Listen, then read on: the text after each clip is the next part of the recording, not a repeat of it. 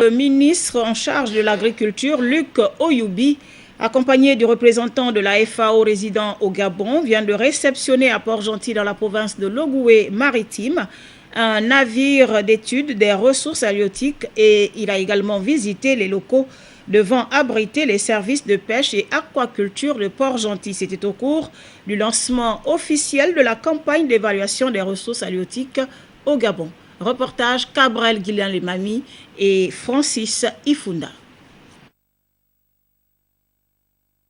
C'est pour évaluer la quantité des ressources halieutiques dans nos eaux que le lancement de cette campagne a été effectif ici à travers la visite du navire de recherche par le ministre de l'Agriculture Luc Oyoubi et le représentant de la FAO résident au Gabon. Une campagne qui s'étendra sur toute la façade maritime et qui permettra aussi de redéfinir les zones de pêche et l'estimation du total admissible de capture pour chacune des zones de pêche maritime. Il est prévu que les ressources soient gérées de manière rationnelle. Et pour gérer les ressources de manière rationnelle, il faut déjà les connaître.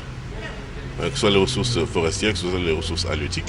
Nous avons besoin de savoir à peu près quelle est la quantité de poissons qu'on a pour pouvoir fixer les niveaux de prise annuels pour pouvoir gérer de manière rationnelle toutes ces ressources.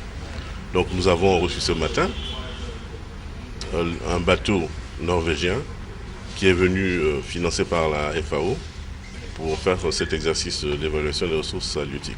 Les informations issues de cette campagne d'évaluation des ressources halieutiques permettront de contribuer après leur analyse une meilleure planification des activités dans la zone de pêche maritime du Gabon, d'où la visite de ces locaux devant abriter les services de pêche et aquaculture de Port-Gentil.